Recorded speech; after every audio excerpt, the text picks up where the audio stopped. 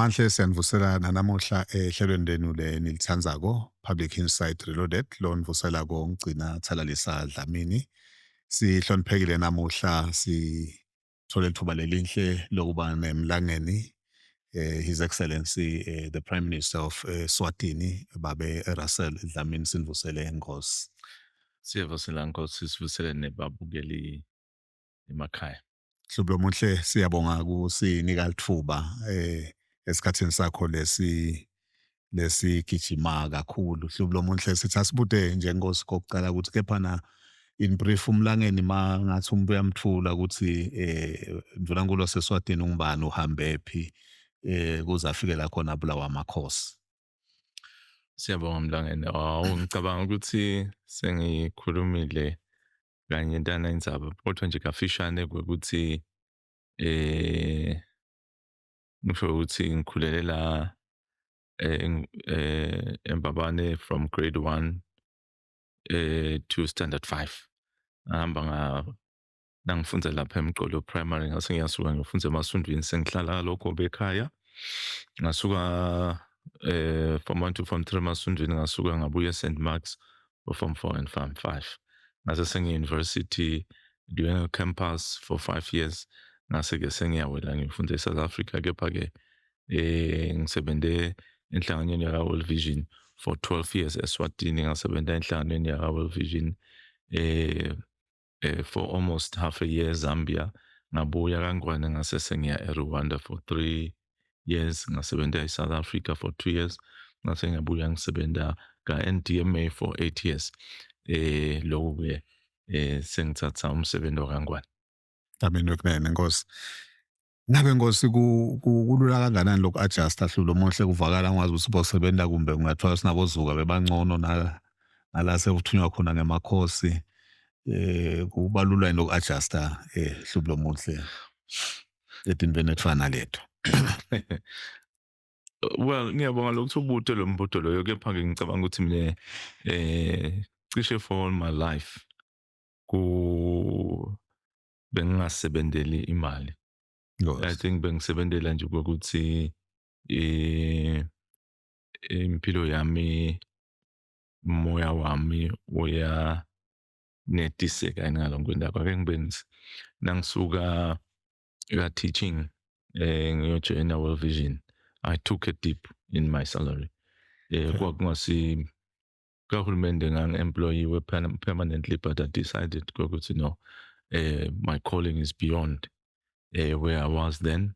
I took a dip ngaka World Vision, and then I grew in the ranks of World Vision. Then the remuneration improved.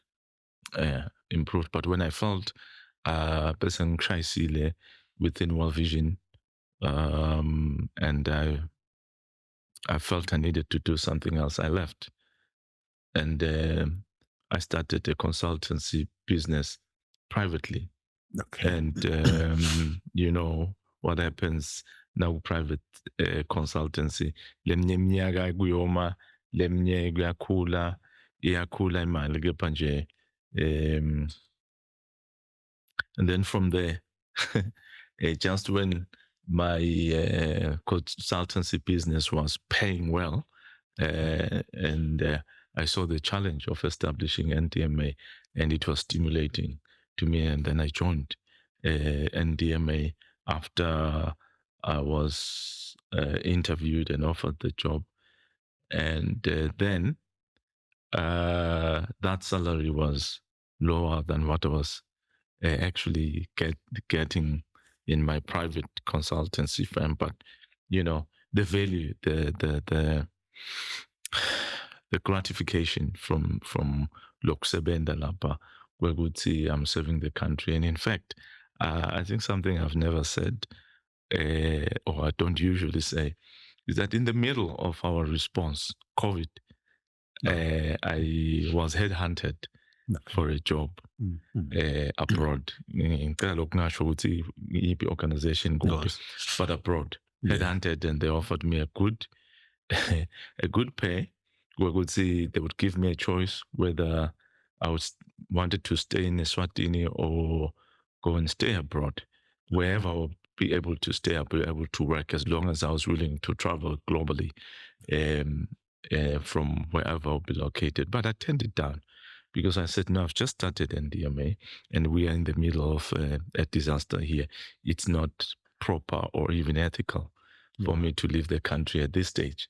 You know, ngicela-ke ukuthi banginike a year kuthi nase kukahle la ngidaphinde ngihambe ngiyakhona bathi no lo muntu simthenga nyalo. So I let it go. So sengisho ukuthi-ke adjustment has not been a problem for me. I'm not a flashy person. Nangiphila nje ngiyaphila. Dlamini so sikotho uhlobo lomlothi macale info ungayiyekela ungakayicethe ngabe umlangeni solwangenile eofisini yini la icalile lathandaza ukuthi uyathi mangacetha ngende nakho nanakho. Yo, kucala nje angithi lokhu ngikhutsatako lo msebenzi welive ukuthi angizange sengifeyile kwenteni umsebenzi wami. Solo ngaqala noma ungaya ka teaching lo msebenzi lengawushiya emuva wawudikhulumela noma uya ka World Vision lo msebenzi lengawushiya emuva wawudikhulumela. Uye la bengisebenza khona in my company betikhulumela nanyalo lokungivuna ngikulo baye bake bangishayele ukuthi sicela iadvice la ngibani uyadikhulumela NDMA uyadikhulumela. So nalapha ngicabanga ukuthi nyalo okuncane lengingakusho. Ngiyokusho esengiphumile nesive sesibonile ukuthi kukhona invele lokudikhulumelako. Bakusho hlobo lomhla ukuthi laba ke basebenza nawe bathi uma kanje ngathishela na izima kabhaleke kabi uyamaka. So how's the life now that you're in government with my systems are government langafanani na kumbe private sector or NGO? Injani frustration in terms of mawufuna ama results aphume and kukhona yini umhlonishwa lacabanga ukuthi angakurecommenda excellence ngokuthi yathi sifisa ukuthi sihambe sesichinje naku nanako. Well, indzaba yokuthi siyamaka ukuthi singenetiswa mhlamba ngiyibeke kanje. Nobody should accept mediocrity at work. Okay. Yes, mediocrity nje ukuthi siyenda nje siyabambisa ngake ngasebenza lenye organization nalabanye bantu ngakhanza ukuthi incumbi yaletinto bekuthiwa this is a pilot, we never got to the end. Bosinyalo sesiya implement nathi senda le pilot lena sokungena lenye so ayishiya lena, you know.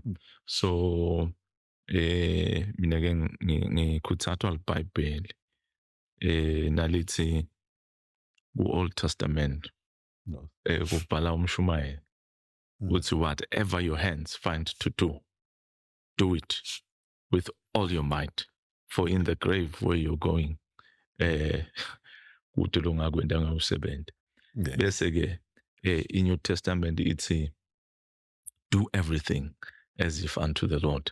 So wonke umsebenzi lo unike wona wende ngazuthi wendela uNkulunkulu, wende ngazuthi wendela inkosi yamaZulu. And konke la ubambe khona wathi kwekuthi uyendisisa. Ngake ngathi ngiyasebenza ngalinye ilanga ekhaya kababa lomncane. Ngilethe nje personal touch. Ngathi ngiyasebenza ngalinye ekhaya baba lomncane sasicetha kupenda. Saspenda nje silungisa indlu sasisipendile ngase ngibona ukuthi hayi kufuna ngikhweshise nalikhabethe nanasi isitofu ngoba ngiyazi ukuthi ngale kuvame kungena tinto kungaklineki kahle. Ngase ngiyadrosa ngiyakhweshisa le tinto, uyabona? Ngahwaya la phasi ngaklina kahle, ngaklina ngabuya ngapolisha before ngifake le sitofu. Umuntu lomdzala nakafika ukhanza sekukliniwe kodwa asimele nje ukuthi kushaya umoya before siphushe le tinto. Yes. Nakafika athi khanza akhanza abuka le ndlela sendeya ngomsebenzi. Wafika nje wasibuka wathi ufana nawe kulo msebenzi lo. Wakhomba mina ukuthi ufana nawe kulo msebenzi lo. Sengisho ukuthi lokho akusiko lokusha that's we are given to excellence. So sikuliciniso hlobo lomhlelo ukuthi vele uyamaka amawonto umsebenzi. Now this takes me now to a question hlobo lomhlelo ukuthi usebenza ubafuca kanjani lo sebenza nabe especially your cabinet office ngoba kungathiwa nichamuka enhlangothini etehlukene labanye bachamuka enhlangothini la khanjwa khona kancane labanye bachamuka enhlangothini la khona kunganake kumsebenzi yini njengandunankulu lo khona kukwenda kubaphusha to understand you, to understand the importance of the work of the country, to understand the mandate yengwenyama la ikhuluma siphelele sonke sibayenda ukuthi akugijinywe. Boss.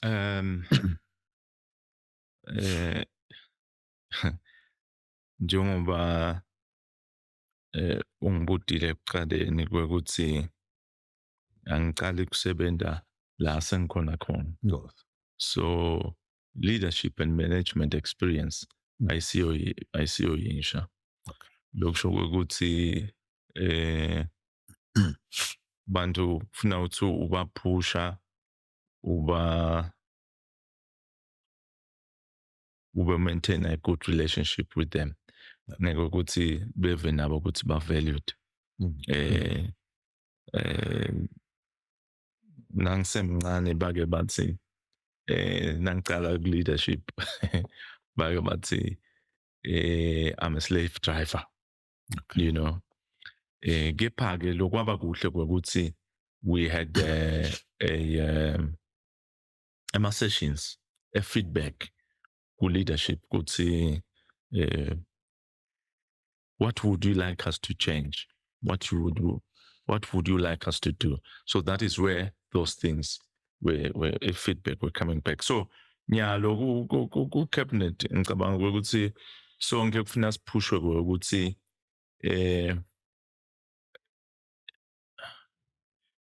lokhu lesithunywe kona esibayeni lokhu lesithunywe kona ingonyama siyakwenda yini and so that is the target. That is the conversation we have kwakuthi i-serious lenzaba yokuthi bantu labasha kufuna baqasheke noma batiqashe. I-serious lenzaba ye-unemployment, we must reduce unemployment. I-serious lenzaba ye-economy, ukuthi i-economy kufuna ikhule even. I-serious lenzaba yekwekuthi tempilo kufuna improve. I-serious lenzaba ukuthi live funa liba nekudla. I-serious lenzaba yokuthi silwe ne-corruption ngoba ngiyo lebuyisela emuva live emuva. So we stand on those principles and we must focus kulokhu lesibito. Kuyendeka ukhanze kwekuthi njenge-politician lenye seyicabanga ukuthi ngiyokhethwa yini mina noma lekhacabanga ukuthi ngendani mina letawubukisa mina letawenda mina ukuthi ngibukeke ngcono.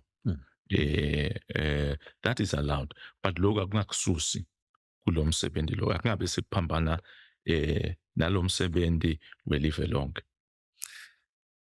Ngawubuya ngosi kule temnotho hlobo lomuhle but nje asengibude nje ngosophendi la ngephandle emabus rank bathandvani within the cabinet ngabe uma kuliciniso hlobo lomuhle kukhona into lokwendako ukuthi kube khona ngavani kungaba kungavani nandvunankulu kungaba kungavani within members uma ke thola ukuthi akukho mhlambe abantu bathikhulumela ngoso. Yeah, ngiyabonga. kukahle vele lokuthi tinjoti bus rank nasemoyeni ungakuthathi njengeliciniso. Isikhathi lesinyenti kuvame kunongwa. Okay. Kepha-ke lengakusho ukuthi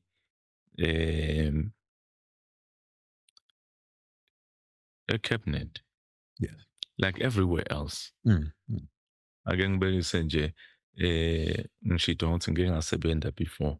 yes, Besihlala ku-senior management, sihlala kuma-boards, yabona, akusho ukuthi all the time you agree.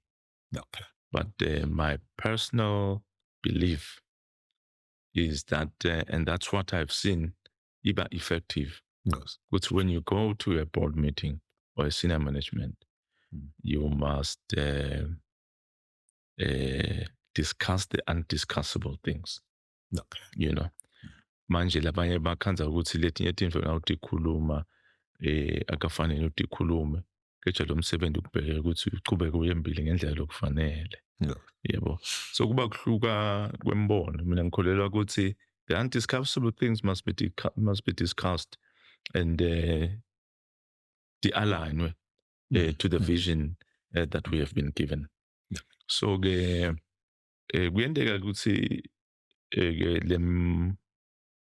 lama discussions nalemvo ingavumelana noma kwendeka ukuthi lo munye adliwe livoto noma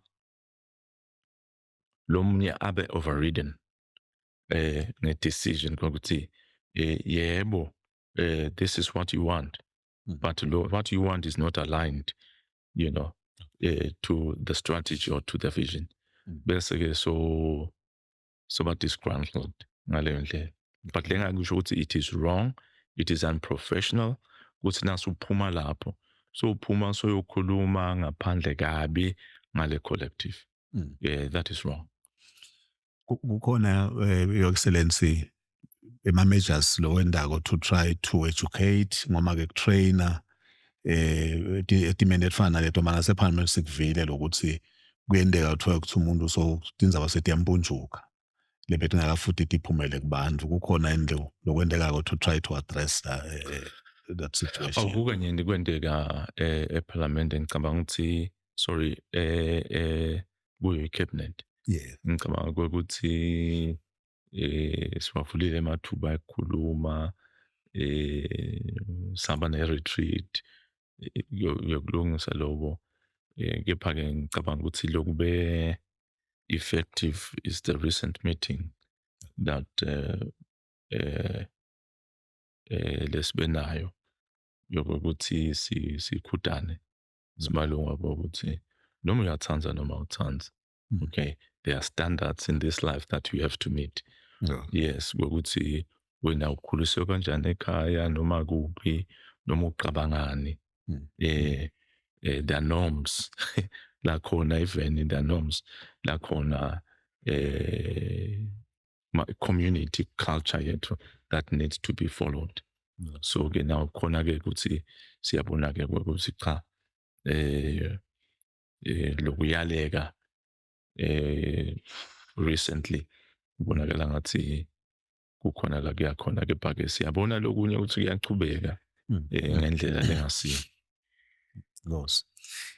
See, system yethu ngosi diverse in terms of appointments and assignments to duty. We have commissions, we have peers, we have some other officers othiwa appoint waklambe angappointwa in the same hand let's appoint andunankulu. Lo mnyeke bese uyadinga ndunankulu mhlonishwa ukuthi ngoba yena kumbe ubuthekile njengami mhlambe lo mnye athi ukuthi ndunankulu wabutheke emva kwakhe bese utiva angavakala ngcono kunandunankulu. How is the office of the prime minister managing that kind of a situation? Ngiyo le kuthiwa ukuthi seyena abantu bakhuluma emanga lama-bus rank ukuthi hey bani ucabanga ukuthi udonsela le bani ucabanga ukuthi udonsela kumele nje kanjani. That's why we feel pity for your position ngoba akufani nabo presidents where people will be afraid kokuthi ngaphambana nalona ngiphelile kwami. Angithi nje it's immaturity. kwenta njalo it's immaturity kwekuthi unga-abuser sigaba losinikwe umholi welive immaturity leyo yintfo lokufanele ikhudwe. Yes. Katseni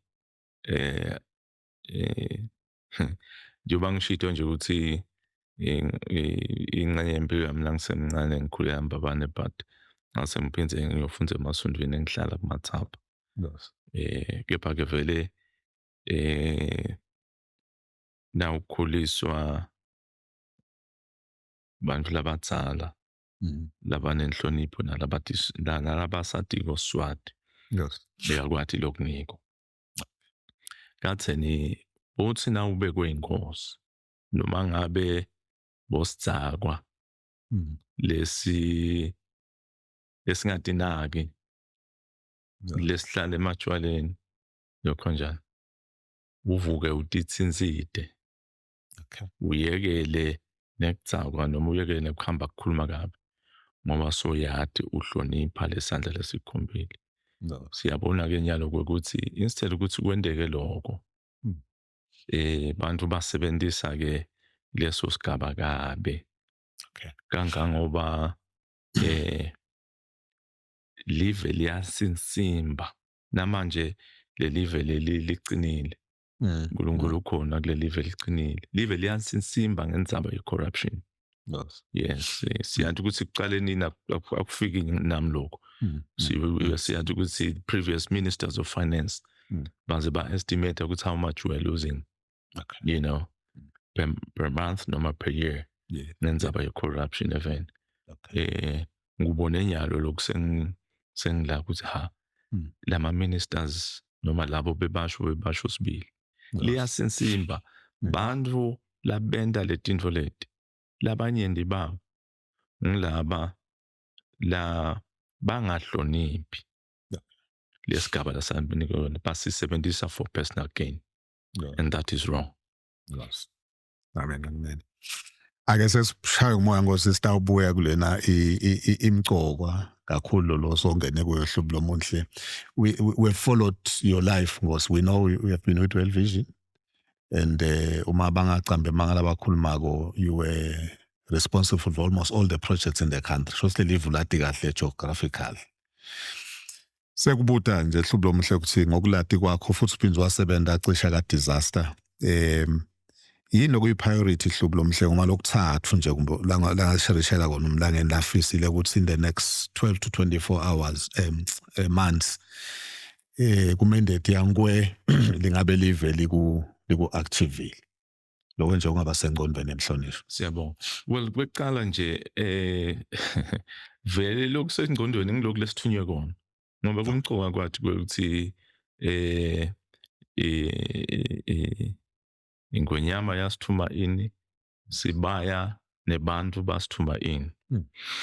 Kweqala kwakune crisis ye-health kuthi kude ama-drugs etibhedlela. Yes. Lokho ke sesikusebenzile nyalo. I think nasingena we are around about 30% of availability in hospitals and health centers. Now we are above 90, you know, and believe ukuthi we have changed logo. And utawukhumbula ukuthi iparlamente vele bese nayo say agitated kwekuthi emva kwa 1 year or 6 months bekungasi kahle. Yase seyithi ke uNdvunankhulu akahamba ayobambisa and esho ukuthi lokhu kuyendeka. Sigcine sisebenzile ke nelitiko la ka health and bekungasasilo ke litiko la ka health nayi isigijimisa iparlamente savele sabita onke ematiko latsindzekako ngoba lendzaba lena beyidzinga ingadzinga nje health kuphela. Idzinga finance, idzinga public service. Sawabuyisa onke lamatiko esaniketana ama-responsibilities sasa sisinkwe size sifike la sesifike khona. Indzaba ye-economic growth is a priority. ngoba nasikhuluma nje nge-unemployment, economic growth ne-employment ngicishe ngumbandzakanye lokho. Yeah. Ngoba kuze kuthi kuqashwe abantu kufuna kukhule lo mnotho, ukuqasha abantu labanyenti. Kuze kuthi live libe nemali kufuna kukhule lo mnotho. So ke nayo ke lento siyasulo siyayigijimela ke leyo, kepha ke nasiyigijimela nje siyabona ukuthi kwanyalo lokusikhuluma sesiyayibona improvement. Wekuthi economic growth was less than 5%, nangaphosisa around about 3% or so, but nyalo we are around 6% on average, economic growth, and certainly above the regional average economic growth rate. And our target is 12%. At least it's double digit. Lesikuthi sifike kuyo. Sikwenda kanjani ke lokho? Ngoba nasikhona kwenda lokho siyathi ukuthi as we grow the economy, we are also growing employment and therefore reducing unemployment rate. Our strategy to do that is to invest in growth. So lokhu sijabulisako ke ngiloko ukuthi semnyendi lo moya wokuthi asiyekele kubolekela i-consumption, asibolekele i-growth, to invest in growth. So what is it? What is investment in growth? Investment in growth ngiloko ukuthi sibolekele infrastructure development, sibolekele kwakha not only infrastructure, but to invest in creating jobs, to invest in companies, that will produce, that will export, because clearly our economy, our population is small. So for us to grow, we need to promote i-export. Vele kufuna sitarget i-export. Bese ngithi ke lokhu sijabulisa konke lokuthi siyayibona ne-foreign direct investment, FDI. Siyabona ukuthi ikhulile since this administration took office by more than 200%. That's a positive aspect. Ikhuliswa yini ke foreign direct investment? Ikhuliswa ngama policies. The policy says that we are pushing forward. They have attracted interest. Kuthi ke singabona i-FDI ikhula. Sesiyendile i-investment conference. Siyendile, and we will have another one. Konke lokho ku-expose what we have done, but most importantly, the program of action. What I have seen to be very interesting was to come abantu, but come get abroad. But come get South Africa, but the program of action. Okay. But we are interested in supporting government, which means my policies there too, they are working. That's why we have more than 200% increase in FDI, at least on average. Basically, youth unemployment, we've seen that youth unemployment has also decreased, by 2 or 3%, I mean, it's just that I don't want to mention the figures. Poverty rate. The poverty rate has moved from, it's a significant dive that we are seeing, which is 58%. So poverty rate. So there's progress.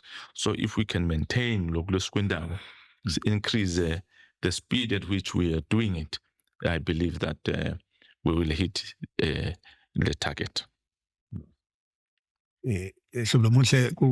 Maybe it can be easy for government to manage issue of graduates, lawa finance agomea what. but influx yebantwana labahamba baye India. And I'm not too sure if government is managing what they are doing, and they will come back home phindze kubonakala ungathi imisebenzi kude. Kanti ingqondo itati ngathi lele wa finance ako kumbe hulumende ngalakhaya usukalungisa simababuya they can work in this sector and that sector. How can or government are trying to address the issue lena bafundzi labangephandle mhlambe which ma programs awastadishako bathi finance akadiwa ngihulumende, they will come back home tholakala ukuthi bafunze izinto le bangasidakali ngato la eSwatini. Liqiniso lithi kude umuntu lo hamba ko hulumende ngathi ukuthi uhambile. Okay. Noma ngabe uyathi finance ngoba kunezinto lezingekako, passports, you know, izinto lezingekako ukuthi uhulumende athi provide ukuze ukuthi bathole lokho. Kepha umuntu lo uhambile wathi finance ngaphandle akuvami nje ukuthi uhambe uyowenda sifundo lo sathi ukuthi kude umsebenzi na ubuya emuva. Abantu labahamba bayofunda ngesheya usually bayadikhathela nokuthi ke kusenale notion yokuthi na ufunze ngaphandle na ufunze ngaphandle ungcono. So bavame ukuthola lo msebenzi. Kepha ke lesikuthanda ukuphakamisa even ngokuthi vele sive asati ukuthi banyende kakhulu bantu lesi bafundzile even kunemsebenzi lekhona. Uhulumende kusebenzela ukuthi nasithi sikhulusa i-economy si-investa in growth ukuthi kube nema companies lamanyenti for export. Sisho ukuthi ke bonke abantu angeke baqashwe nguhulumende, labanye abantu aqashwa ngama companies. Siyakhuthaza nje ukuthi nyalo uhulumende usebenza ukuthi kunemave la qelile vele la khombisile ukuthi noma leswatiko futhi ukuthi anenkinga yetisebenzi lefaka yona iTaiwan, ifaka iJapan, ifaka iIsrael, so manye intanga lamandla lamave lesesiwabonile saqhumana nawo. Kepha ke litiko la foreign affairs na labor lesasebenza ukuthi singakumanage kanjani lokho njengelive ukuze ukuthi bantu babuye balayelwe imisebenzi le legit ngoba naloko kuyingoti ukuthi kungabonakala bese sokukhanda ukuthi sekupromote i-trafficking. Umuntu ahambe athi uyosebenza kanti bafuna kuyomgilisa tika njengesheya. So ke lapho sisakha a formal structure kusistandard. Kepha kusho ukuthi kumiwe. Siyadibona inombolo abantu labasebenza eTaiwan sethi kukhulu kakhulu bathi ihambele lapha ba-applyile nje bathola imisebenzi. Nalabanye labasebenza outside the country sebanyenti nje kulamanye amave bathi ihambele. Thina nje sifuna ukuthi ke sibe nendlela yokuthi step into the diaspora nayo so that they can contribute to the economy of the country. Remittances from the diaspora, you know, some countries have actually developed through remittances from the diaspora. Leti mali yabantu labasebenza langephandle bathi let's even diwathuthukisile emave kakhulu. ISouth Korea nje it was their strategy ukuthi they will export human resources. You know, part of the money lebe bayisebenza bebuya as taxes in the country. That's how they built the foundations of South Korea. Ngiyayithokozela kakhulu leyo mhlonishwa sekubuda nje tifiso te kendvuna nkulu ukuthi ngaba angaphuma eoffice sekwendekile endoko ngoba vele kukhona le concern ukuthi uhulumende if can manage lokuhambisa le youth it can assist the country in many ways na ku-experience abangayithola ngephandle bathi mababuya libe developed live. Njengoba ngisho nje i-cabinet has decided on that ukuthi there must be a structure. So litiko la foreign affairs nelaka labor they are working on that structure ukuthi how can we do it ngoba kumqoka kakhulu ukuthi bantu nasebahambile utawukhumbula ukuthi kube ngemahlandlanyana nje okhanze ukuthi bantu sebafa bathi ihambele le ngishiya ngumsebenzi kude imali labeyibekile sekulukhuni kubuya ngala udulile ke lokho udawati wena ukuthi processes nema-systems ahulumende are-stringent ukuthi sodawuvele nje uthatha imali beyibekele lokunye uyabhadala ngale ungakwenda ngenhlitiyo lenhle uthi nasokwendile ubuye ngalapha kuthiwe awadi umsebenzi wakho udla imali yesive noma awukayisebenzisi kahle so uhulumende ku-rigid vele le ndlela lasebenza ngayo so tonke lento kufuna kulungiswe ukuthi kubonakala ukuthi le insurance na utawuhamba usekelwe nguhulumende uyayithatha le insurance ukuthi it should kungahambi kahle lembili naso ufuna kubuya insurance kicks in yekubhadalele noma leyo ndlela lobuya ngayo noma uyaphila noma usaphila.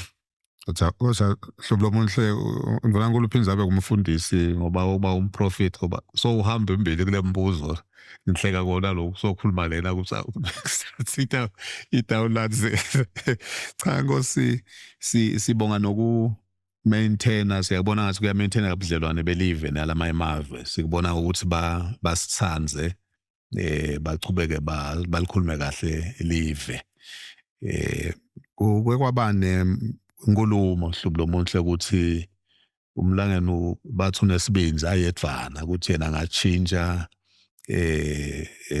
la khanzile office atshintshe ebudlelwane belive neTaiwan aprefer lelinye live angathi Nkosi ukuthi ngabe emangane macinisa lokho anganani hlobo lomunhle.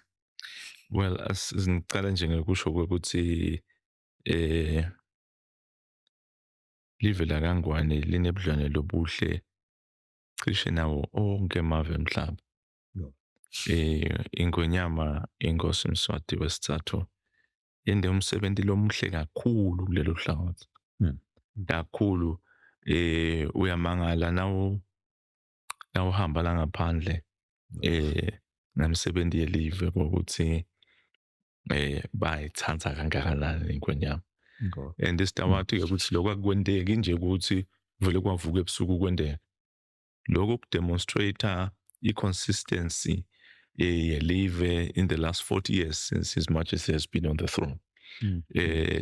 Nyalo so uyabona nje ukuthi vele kulabaholi okay uma yedwana kubalingana ngoba sebaya recognize nangakhuluma nje nge-African Union nange-SADC ukuthi he's the institutional memory.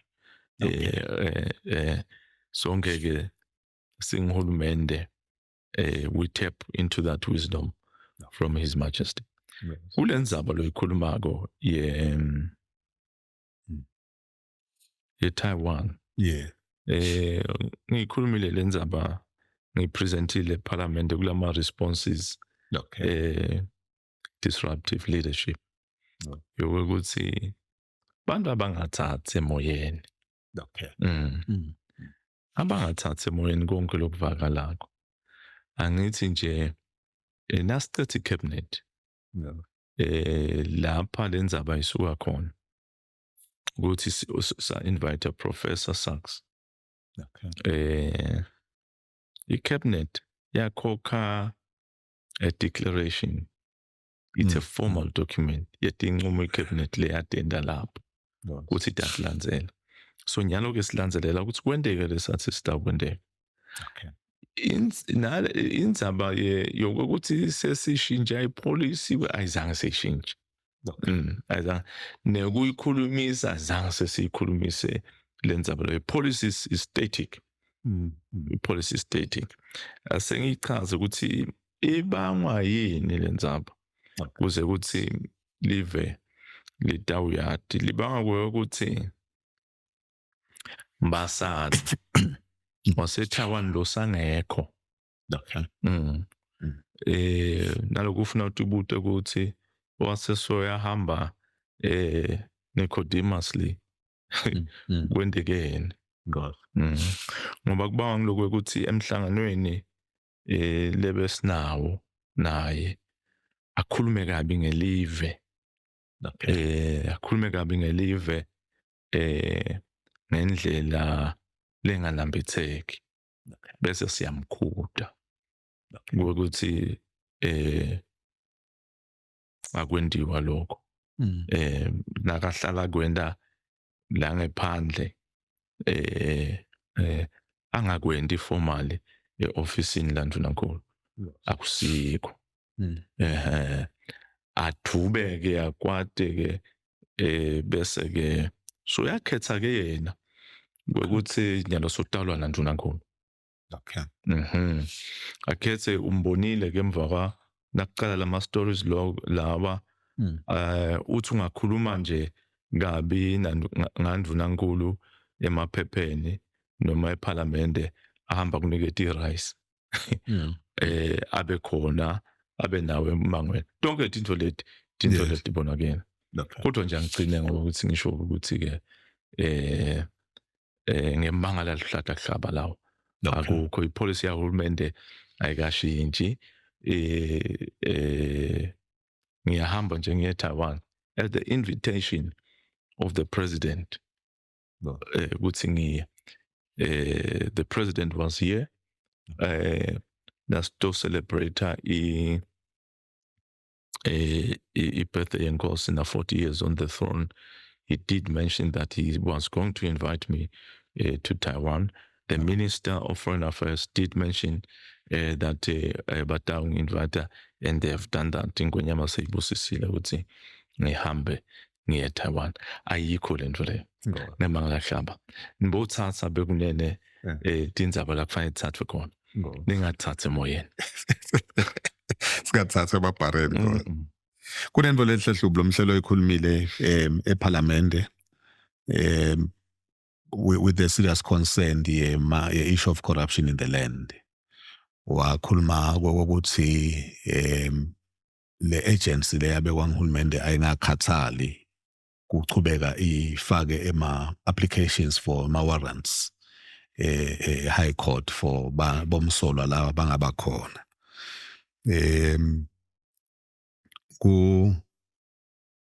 Kubese kuvakala ungazuthi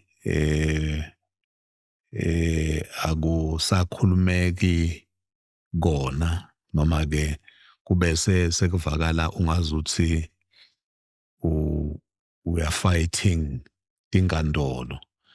Hlubulo Muhle ecela uclarify kabusha mhlambe labanye abantu abavanga kahle lokuthi umlangeni Ndunankulu ngomahulumende makathi ulwa indzaba ye-corruption tifiso takhe yini ma agents lasebenzisawa nawo yini. Will mention ukuthi unfortunate noma ngabe uhulumende unemkhono lemithathu liso la wonke umuntu lo lapha khashana ubuke Ndunankulu akati buku tonke lebinye imikhono imani isebende in paper. Niwe Hlubulo Mhlelo singakuthokozela ukuthi umuntu longangawe ofisini lokulo can give a light evidence emaswati ukuthi no uhulumende is working on issues of corruption and isifiso sakhe nginasi ngema office lawa beka in place nginawa lekufute ukuthi adeliver njenge mandate yawo Nkosi. Siyabonga Dlamini. Indzaba isekutheni yini le yenda i-corruption yanze vele. Nkosi. Nokuthi singalwa kanjani nayo. Now leyo analysis leyo kufuna yendiwe truthfully and singesabi ukukhuluma liqiniso. Kepha kangicale la ePhalamende bebangibute ngokuthi bangibute nge-ACC. Kuliqiniso ukuthi njengoba ngishilo i-ACC isubmite emacala lathide. Nami ke ngingede ngawadi in detail ukuthi athini but nje submit emaqala lebe seyicethile kuwa investigate yakhanza yona ukuthi bucala bukhona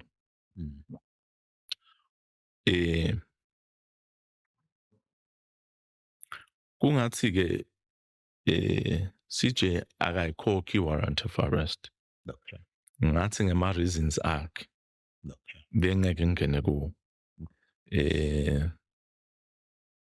so uyema ke ACC akasabonakala submitter lamanye macala ukuthi akaphumi warrant of arrest yalawo.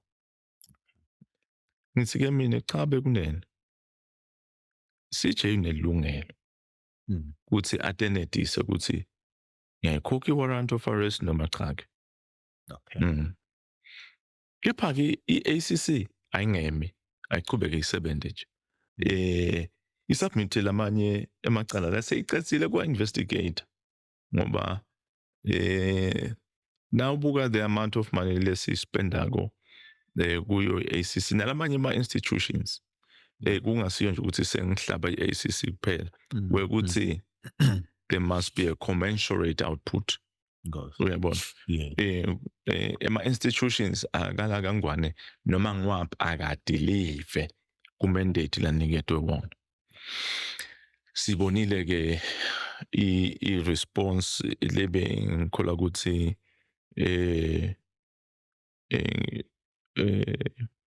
mhlawumbe nangisingayilalela bengaphenduli lokho lengukhulumile eParliament. So ke ngeke ngathanza ukukhomenta kakhulu kuleyo but emaswati nje ngicabanga ukuthi atibonele ukuthi was that a warranted response or not. Kukhona ke noko lokunye lesengubonile lokubhaliwe emaphepheni akubo social media lengicabanga ukuthi kuyalisida live ukuthi liye phambili.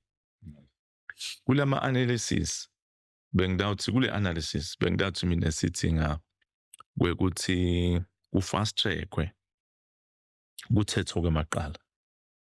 Sithi ngakwekuthi abantu labagangile baboshwe.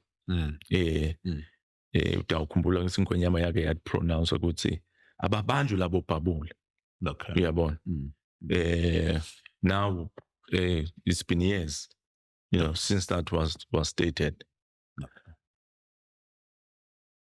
Akuphumelwa ebaleni ukuthi kubanjwe yini lokuthi bangabanjwa labo bhabule. Manje ke uyathi kwekuthi if kunaleyo nkinga yokuthi uyaganga nje ukhibike uqhubeke uhlale ekhaya uqhubeke ubonakala usebenza uqhubeka iyanzi corruption. Nawulalela Prime Minister was Singapore. Ngicabanga ukuthi Prime Minister nangaphosisi who was instrumental in building the country to be what it is today. Uvela nje asho ukuthi bebabopha labo bhabule. Nangabe unguminister nje noma umuntu lo sesigabeni leset 11 utholakele ugangile. Bekuqala ngawe. Ufakwe khulukuthi. Lokho kwakhombisa lonke live ukuthi akusiko lokho. Sithi ngaloko even.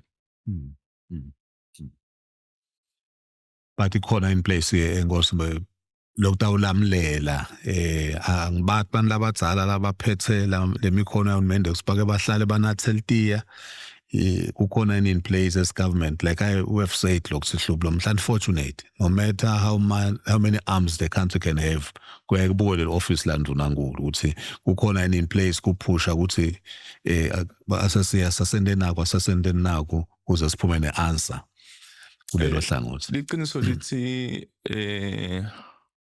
kuyendeka lokho. Manje nje phela kuye kube netindvo lokhanza ukuthi atikhulumeke. Ngozi. Nangiza likhulumeka ukhanza ukuthi nasikhuluma uyabona lobudlelwano. Okay. Kanti le tinto leto ngitotona mbamba. Lokufuna ukuthi ukukhulunywe ukuze ukuthi le live liye phambili. Kepha nje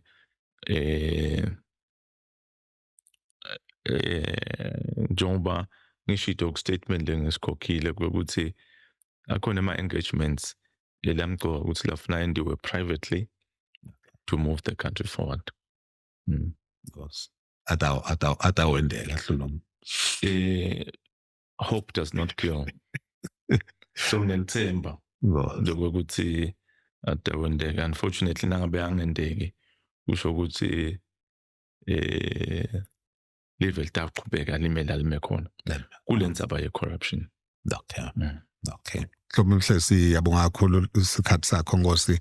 Ngabe yini umlangeni la ngakusho e-event seMaswati on issues of stability, unity and hope for the future of Eswatini in konke lesibuya kuko Nkosi kuma crisis aka health siyabona improvement in all areas where eMaswati have serious concern.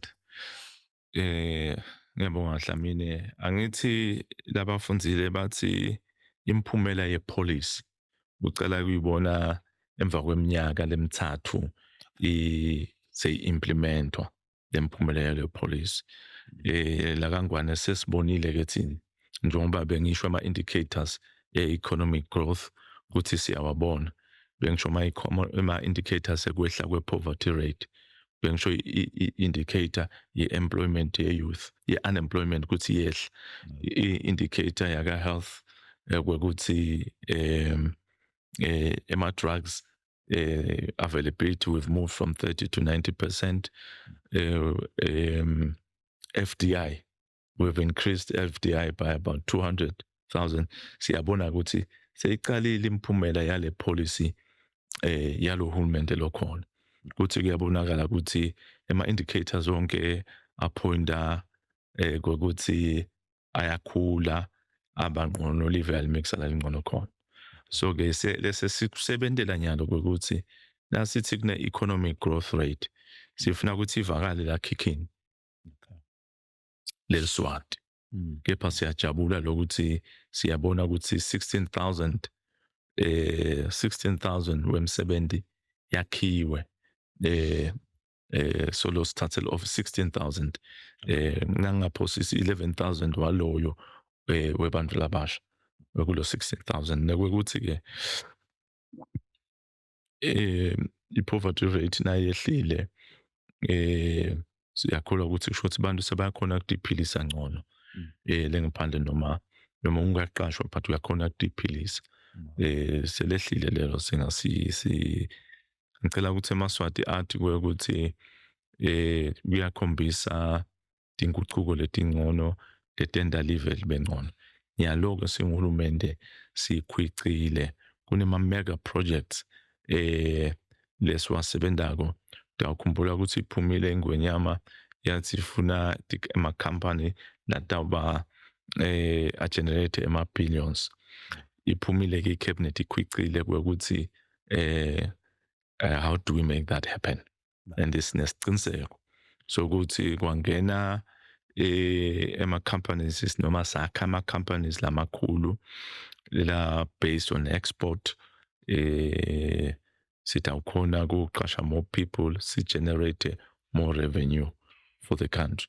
Lamanye alama projects vele inkumbi yawo asuke umsongiyo ingosi kwekuthi asidelive.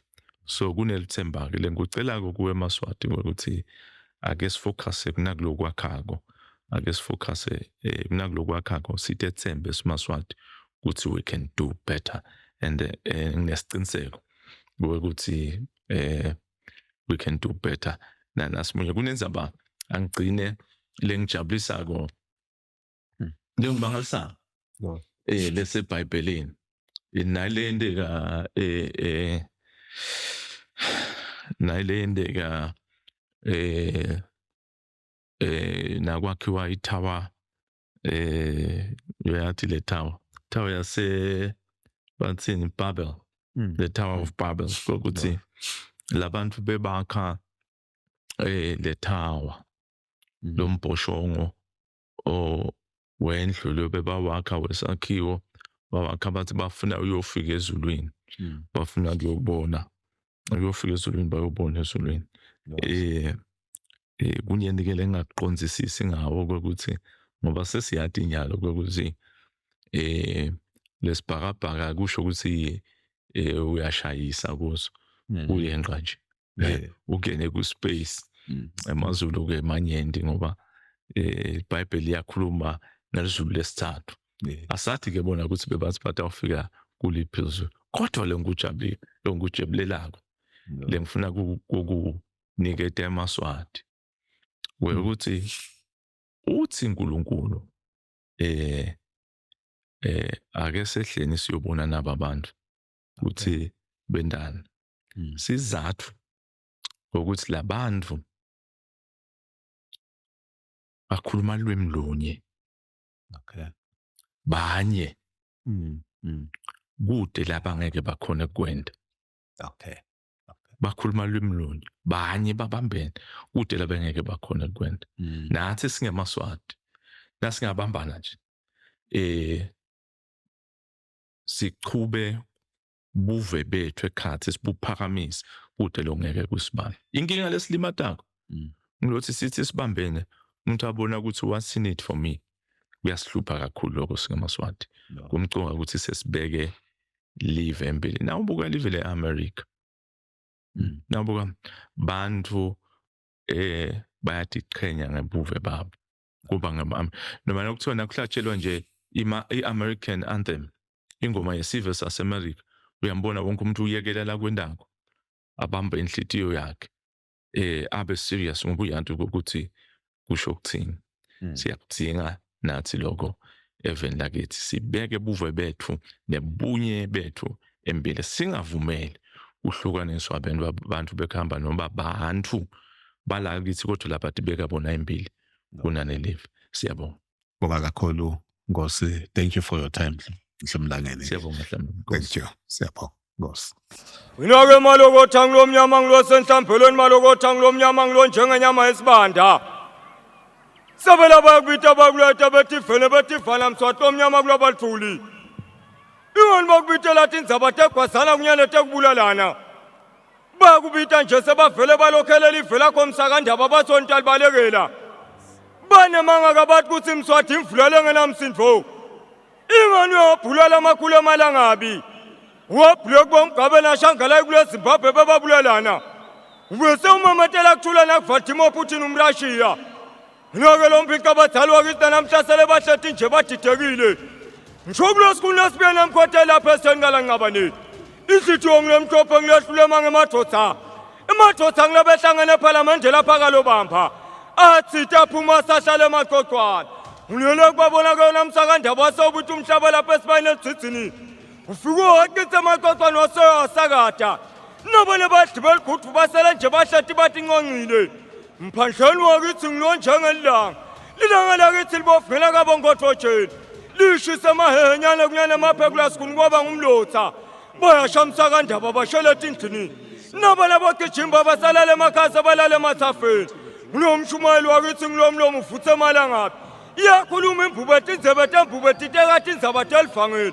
Ngilomabhula umlilo ngeBhayibheli besomametela haleluya eSwatini. Libhube esilibhodle lapha estadium edzidzini. Ingani kuye kwavumana umnyazi kwezulu kwezulu. Ikuvumlene Nkosi imisizulu kaZwelithini. Sigoqa sakithi ngilosihle ngiloshosha. Ngishobuleni ngqungqulu lemaphiko mathe. Ngilele kuthatha nibikota komsakandaba wasewelela ngeshaya kwetwandle.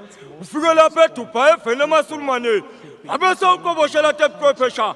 Usukele elikhulu ngweligonsowelela ngeshaya eTaiwan emashayineni. Ufike waqoboshela tekulima. Ngilomthuthukiso omkhulu wakithi waseSwatini. Uvule takho wevele wayovule netmayini. Ingani kuye kwavuleka amathuba emsebenzi kangwane. Banemanga labale basimswati mangkhotolwane. Basho kulomqupulo galazathi imbitathi salathi ncince mafuza. Ngubuka ngeke sabe etholele emfukwane. Ingani lamabhala emehla kwabheja umlilo futhi abheja amalangaphi. Ngilolithwala lakithi elimhlophe kusekwelithwala semangwaneni. Mswati ngilohlala tuka amalahlela avuthako nakho labamphekapheka bocakujaneni. Bayakupheka bayakuthulula emsakandaba. Bahle bakupheka ngishona ngethi imbitathi ebelumphi. Basuka emagonso bayi-US Embassy babuya bajabulile.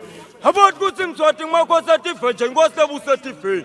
Ukhwazele kusho ikhwaso ukhwazana kusadakini. Uye wakhwazana ngekuthula ngisho kumhlabutshangene.